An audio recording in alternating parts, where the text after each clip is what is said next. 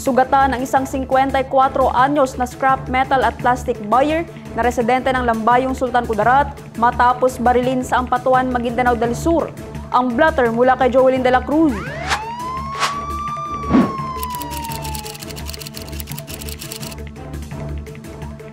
Kinilala ang biktima na si Norodin sa Lubong, Andal.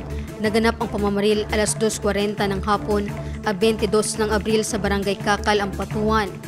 4 ang itinuturing sospek ng otoridad sa krimen na hindi pa tukoy ang pagkakakilanlan.